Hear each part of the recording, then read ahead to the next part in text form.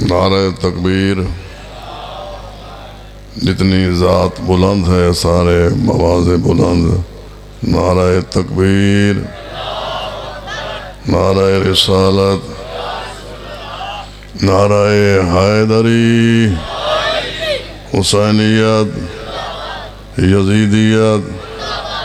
سارے حضرات مرحوم سید مشکور حسین شہید کے درجات کی بلندی کے لیے سورۃ فاتحہ تلاوت فرمائے.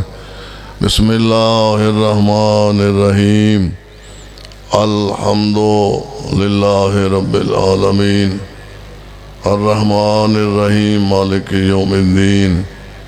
ایاک نعبد و ایاک نستعین. اہدنا الصراط المستقیم صراط الذین انعمت علیہم غیر المغضوب علیہم ولا الضالین. یا کریم افعل بی ما انت اہلہ ولا تفعل بی ما انا اہلہ بجاہ محمد وآلہ الطیبین. رب انی مغلوب فانتصر بدم الحسین علیہ السلام. ربنا آتنا من لدنک رحمتا وہیئ لنا من امرنا رشدا. خاندان زہرا پہ بلند آواز سے صلوات پڑھیں.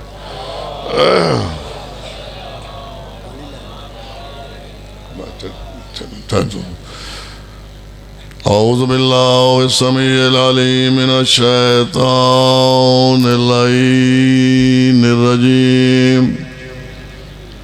بسم اللہ الرحمن الرحیم. الحمد للہ والصلاة علی اہلہا واللعنۃ الدائمۃ علی اہلہا. اما بعد فقد قال اللہ تبارک و تعالی فی کلامہ المجید و فرقانہ الحمید و قولہ الحق وَهُوَ أَصْدَقُ الْقَائِلِينَ. بسم اللہ الرحمن الرحیم. انما يريد الله ليذهب عنكم الرجس اہل البیت ویطہرکم تطہیرا.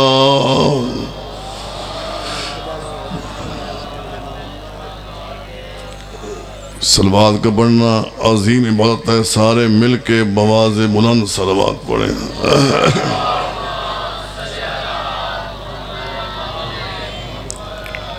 میرے واجب الاحترام بزرگان مکرم عزیزان محترم، میری دعا ہے مالک خالق بحق محمد و آل محمد آپ تمام حضرات کو آباد و شاد رکھے، اور بحق چہاردہ معصومین علیہ السلام جناب محترم سید مشکور حسین مرحوم کے درجات مزید سے مزید بلند فرمائے، اور اس خاندان کے تمام مرحومین اور آپ سب کے مرحومین کو مولا غریب کی رحمت فرمائے، معصومین کے جوار میں جگہ عطا فرمائے. نہایت اختصار کے ساتھ جو میں نے چند جملے عرض کرنے ہیں، میں آپ کو تھوڑا نہیں سمجھ رہا، آپ بہت ہیں. اس وقت یہ جگہ عرش سے کم نہیں ہے.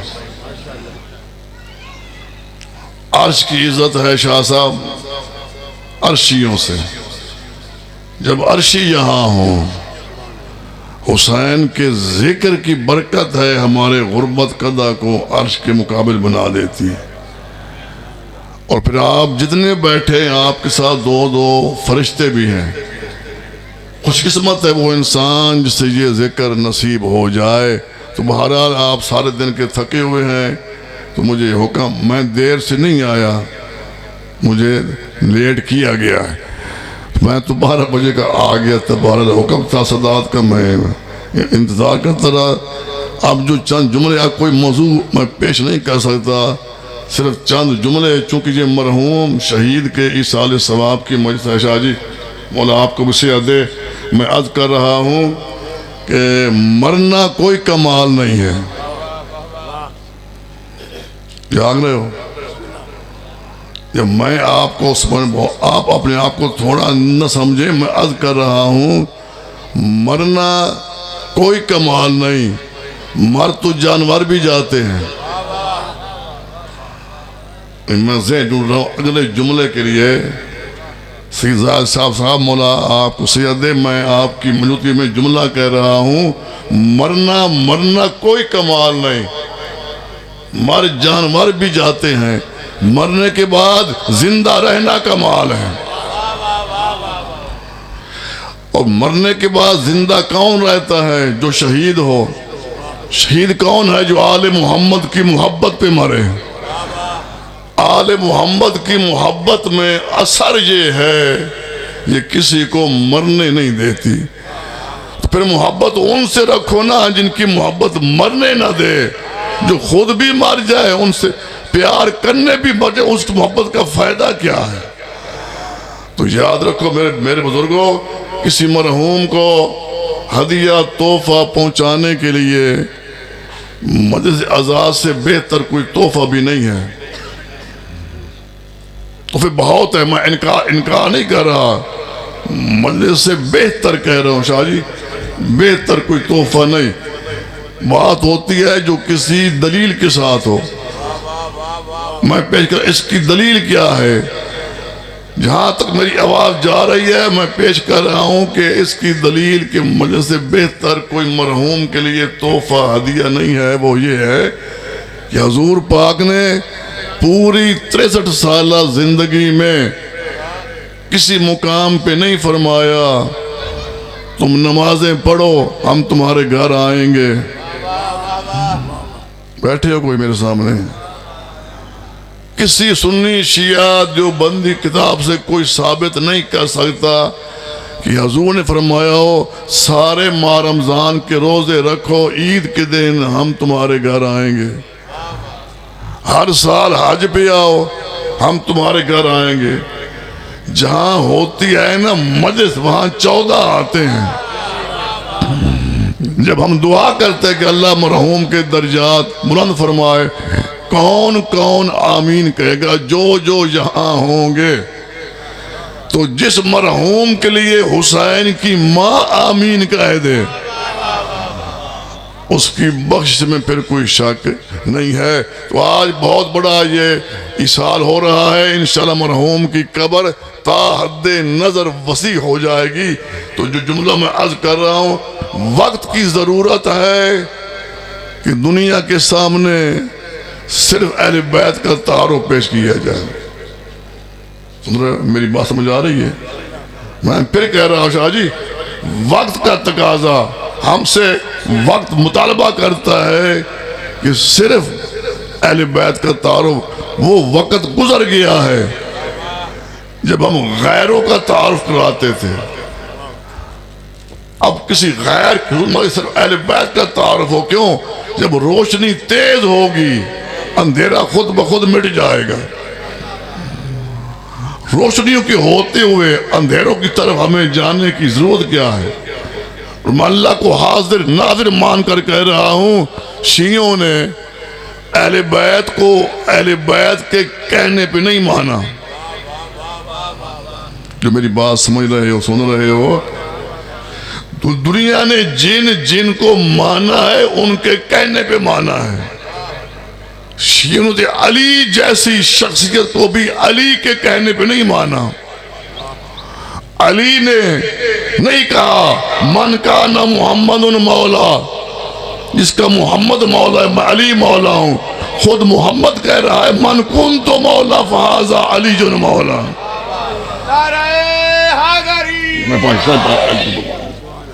خود نبی کہہ رہا ہے. سوال پڑھ لیا خوش ہو نا.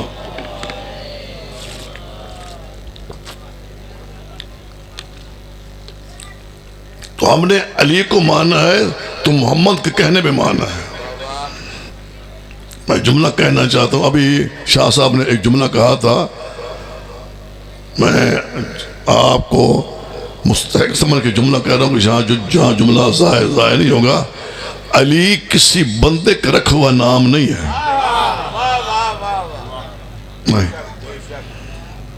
رات واقعی کافی ٹھنڈ بھی ہے، لیکن ٹھنڈ میں یہ علی کا ذکر ہو اور پھر بھی ٹھنڈ ہو تو پھر علی کے ذکر کا فائدہ کیا ہے؟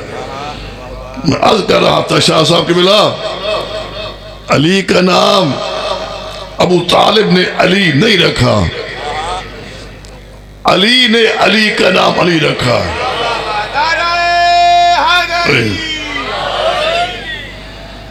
اور علی اللہ نے یہ نام ایسا چن کے رکھا ہے. اللہ نے جس سے علی کہا اسے ہر حال میں علی رکھا. اپنوں میں رہا تو علی، غیروں میں رہا تو علی، نبی کے ہاتھوں پہ آیا تو علی. پھر آج مجھے یہ جملہ کہنے دو، اس اللہ کی پوری کائنات میں علی دو ہیں. ایک خالق علی ہے، ایک مخلوق علی ہے. ایک عابد علی ہے، ایک معبود علی ہے. ایک ساجد علی ہے، ایک مسجود علی ہے جو خاموش بیٹھے ہیں. ایک بنانے والا علی ہے، ایک بننے والا علی ہے. جیسے خالق ہونے میں اس کا کوئی جواب نہیں، مخلوق ہونے میں اس علی کا بھی کوئی جواب نہیں ہے.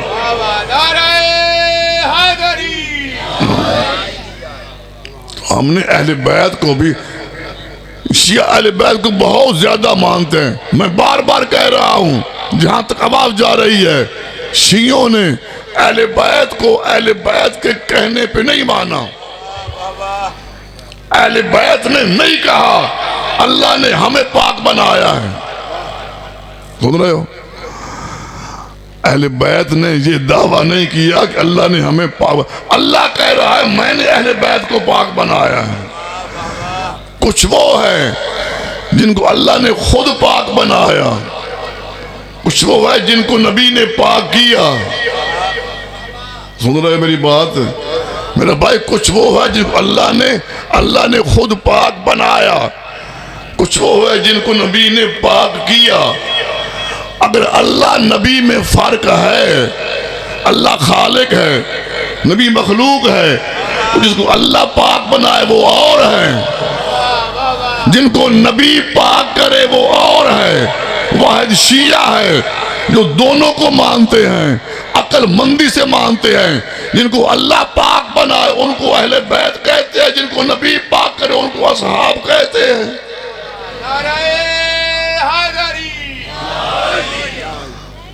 تو میرے بزرگوں، اہل بیت بھی پاک ہیں، اصحاب بھی پاک ہیں.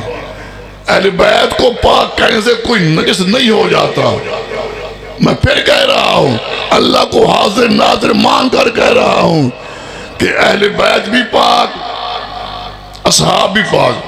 شاہ جی جب کلمہ پڑھ لے انسان پاک ہو جاتا ہے. ہاں، جو کلمہ نہ پڑھے وہ پاک نہیں ہے. کلمہ ہے جس کو پانی پاک نہ کرے اسے کلمہ پاک کرتا ہے. تو اصحاب بھی پاک ہیں، اہل بیت بھی پاک ہیں. کوئی شیعہ اصحاب کو معاذ اللہ کوئی نجس نہیں سمجھتا، پاک دونوں ہیں، لیکن طہارت میں فرق ہے. سن رہے ہو کہ سو گئے ہو؟ شاہ جی پاک دونوں ہیں، اہل بیت بھی پاک ہیں، اصحاب بھی پاک ہیں، لیکن طہارت میں فرق ہے. میں یہ دو جملے پیش کر رہا ہوں. فرق کیا ہے؟ اصحاب ایسے پاک جیسے دودھ پاک. کاش کو ٹائم ہوتا، اچھا ٹائم سننے کا. بہرحال آپ مجبور سنیں، اتنی ٹھنڈ میں فرق پیش کر رہا تھا آسان الفاظ میں تاکہ میرا ہر عزیز بزرگ سمجھے. اصحاب بھی پاک ہیں، اہل بیت بھی پاک ہیں. کوئی اصحاب کو نجس نہیں سمجھتا، لیکن طہارت میں فرق پیش کر رہا ہوں کہ دونوں کی طہارتوں میں فرق کتنا ہے. اصحاب ایسے پاک جیسے دودھ پاک، اہل بیت ایسے پاک جیسے پانی پاک. اور کیا چاہتے ہو؟ ہم سے کیا منوانا چاہتے ہو؟ میں پھر کہہ رہا ہوں کہ اصحاب ایسے پاک، شاید کچھ سوچ رہے ہیں کہ دودھ ہوتا ہے بڑا مہنگا، تو میں عرض کر رہا ہوں کہ اصحاب ایسے پاک جیسے دودھ پاک، اہل بیت ایسے پاک جیسے پانی پاک۔ آپ پوچھ فقہ سے دودھ میں پانی میں فرق کیا ہے؟ دودھ خود پاک ہے۔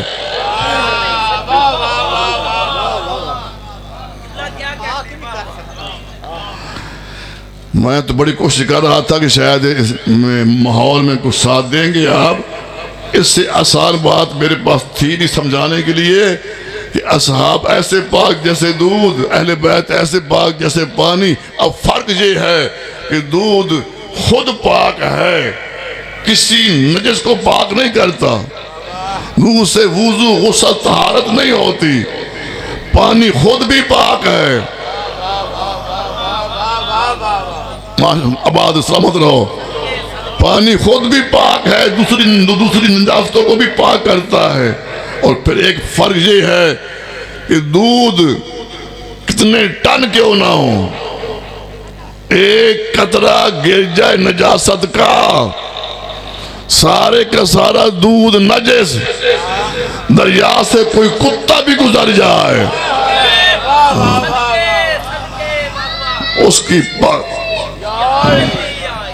اس کی طہارت میں فرق نہیں آتا۔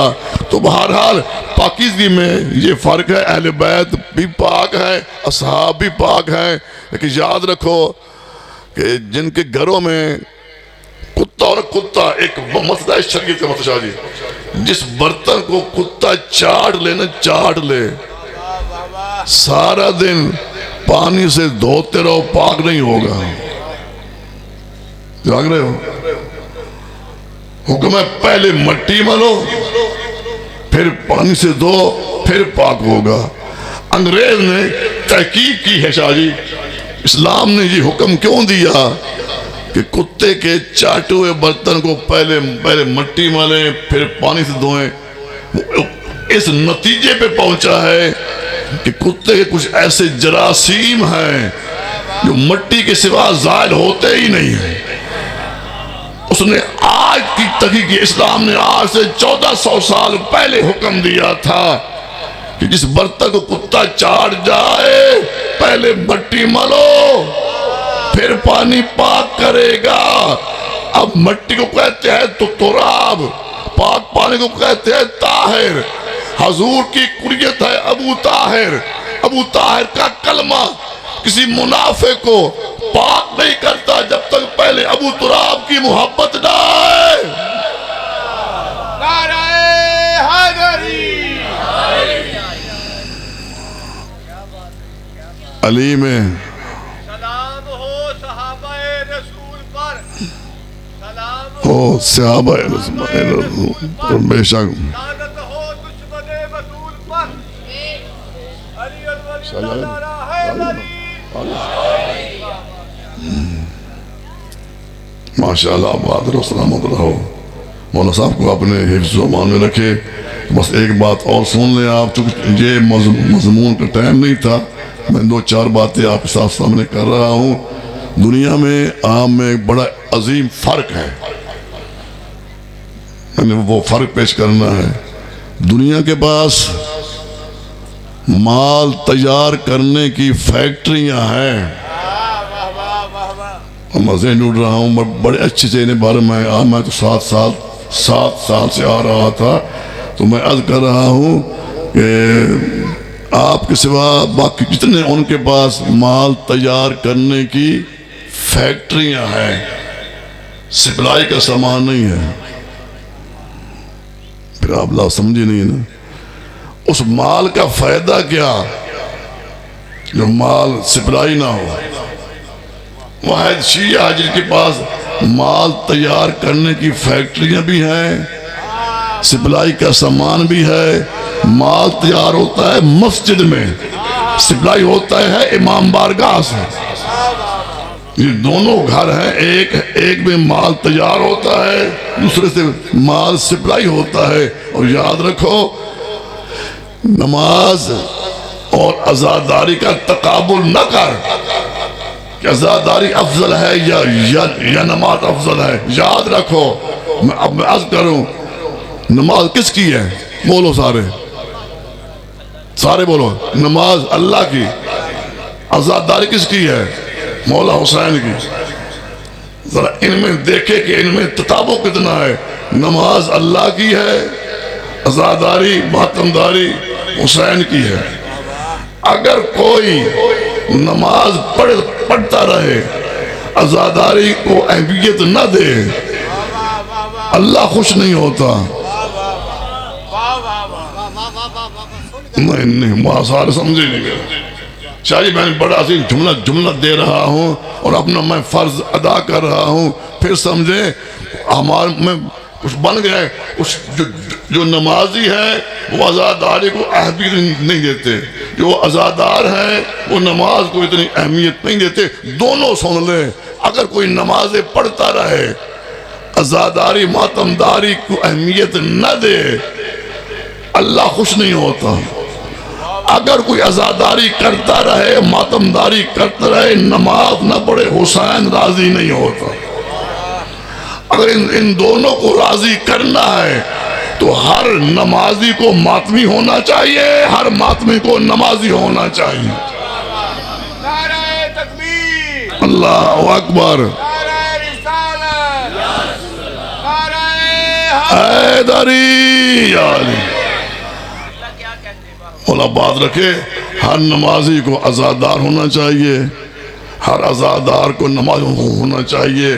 سجاد سے زیادہ نہ کوئی عزادار ہے نہ کوئی عبادت گزار ہے. حسین ابھی آپ سن رہے تھے, حسین کا بیٹا سجاد جتنا عابد ہے اتنا ہی عزادار ہے. اب سجاد کو راضی کرنا ہے تو پھر ساتھ عبادت بھی ہو اور عزاداری بھی ہو, دونوں ہے تو پھر یہاں بھی کامیابی ہے, وہاں بھی کامیابی ہے. اور پھر یاد رکھو یہ رشتہ بڑا عجیب ہے. میں تو جب یہ دیکھا نا اللہ اور علی کا آپس میں تعلق کتنا ہے. علی نے کہا ہے جو نماز نہ پڑھے وہ میرا نہیں, جو روزہ نہ رکھے وہ میرا نہیں. شاہ جی جو حج نہ کرے وہ میرا نہیں. اب دیکھا اللہ نے کہ میری محبت میں علی یہ جملہ کہہ رہا ہے نماز میری ہے, کہتے جو نماز نہ پڑھے وہ میرا نہیں, روزہ میرا ہے. علی کہتے جو نہ رکھے وہ میرا نہیں. اللہ نے جواب کیا دیا ہے, یا علی اگر کوئی نماز بھی پڑھ لے, کوئی روزہ بھی رکھ لے, زکوٰۃ بھی دے دے, حج بھی کر لے, اگر تیرا نہیں تو وہ میرا بھی نہیں.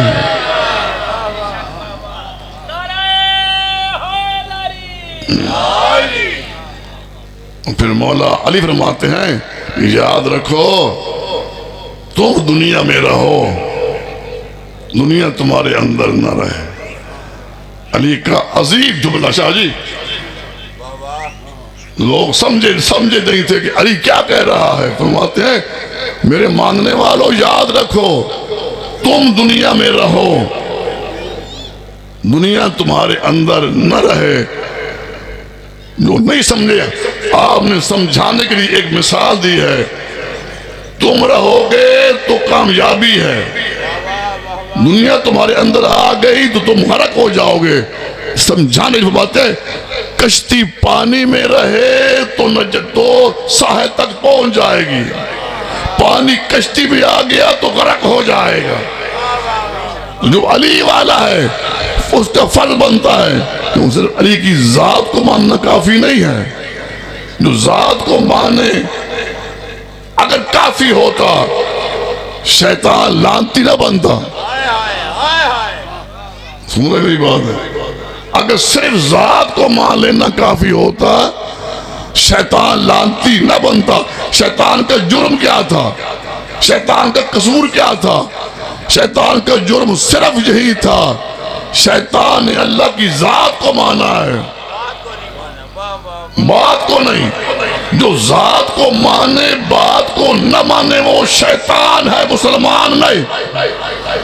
مسلمان اسے کہتے ہیں جو اللہ کی ذات کو بھی مانے، اللہ کی بات کو بھی مانے، جو نبی کی ذات کو بھی مانے، نبی کی بات کو، بلکہ میں تو یہاں تک کہتا ہوں کہ مسلمان اسے کہتے ہیں جو اصحاب کی ذات کو بھی مانے، اصحاب کی بات کو بھی مانے۔ اگر ذہن حاضر ہے میں آخری فضائل کا لفظ پیش کر رہا ہوں، یاد رکھو جب مسلمان وہ ہے جو نبی کی ذات کو بھی مانے، نبی کی بات کو بھی مانے، تو محمد رسول اللہ کہنا یہ نبی کی ذات پر ایمان ہے، اور علی ولی اللہ کہنا نبی کی بات پر ایمان ہے۔ نعرہ حیدری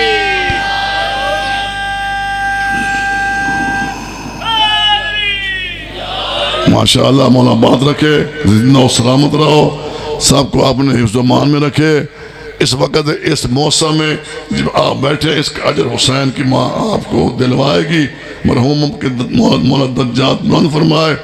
افسوس ہے اہل بیت کے ساتھ انصاف نہیں ہوا۔ بغیر کسی تمہید کی شاہجی میں دو جملے کہہ رہا ہوں۔ افسوس کے ساتھ دنیا نے اہل بیت کو پہچانا نہیں، اگر پہچان لیتی یہ کربلا نہ بنتی۔ میں آپ نے یہی جملہ کہا تھا بغیر کسی تمہید کے، کربلا شہر نہیں۔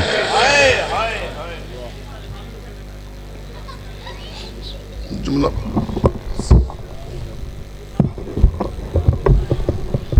مولا بات رکھے، میں بغیر تمہید کے جملہ کہہ رہا تھا شاہ جی۔ سارے کہتے کربلا شہر، شام ملک، مجھے اس ممبر کی قسم ہے کربلا شہر نہیں۔ کوئی تو سمجھ جائے گا، شام ملک نہیں، دونوں مقتل گاہ ہیں۔ جزاک اللہ جزاک اللہ، دونوں مقتل گاہ ہیں۔ فرق ہے کربلا علی کے بیٹوں کی مقتل گاہ، شام علی کی بیٹیوں کی مقتل گاہ۔ کربلا میں حسین نے دین کو بچایا، شام میں جناب زینب نے حسین کو بچایا۔ دین کو بچانا آسان تھا، حسین کو بچانا مشکل تھا۔ کیسے؟ میں معافی مانگ کر کہوں گا، حسین نے دین کو بچایا کھلے ہاتھوں سے، جناب زینب نے حسین کو بچایا بندے ہوئے ہاتھوں سے۔ حسین کے دین بچانے پر لگے ہیں 9 گھنٹے، جناب زینب کے حسین کو بچانے پر لگے پونے 2 سال۔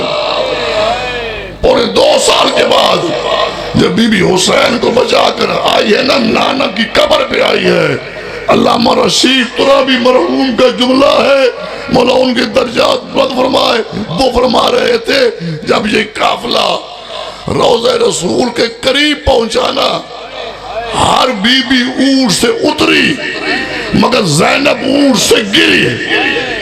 جب پھپھی کو گرتے سجاد نے دیکھا، جلدی سے پھپھی کو اٹھانا چاہا، پھپھی سے اٹھا نہ گیا، بڑی مشکل سے نانا کے روضے کو پکڑ کر کھڑی ہو کر کہتی ہے، نانا ناراض نہ ہونا، تیری بیٹی کافی دیر تک کھڑی رہی ہے۔ اس کے بعد بی بی نے کہا، نانا میں تیرے حسین کو بچا آئی ہوں، میں ایک حسین کی نشانی لے کے آئی ہوں۔ حسین کا نشانی کیا؟ برقے سے ایک کرتا نکالا، اس میں 1950 سوراخ تھے۔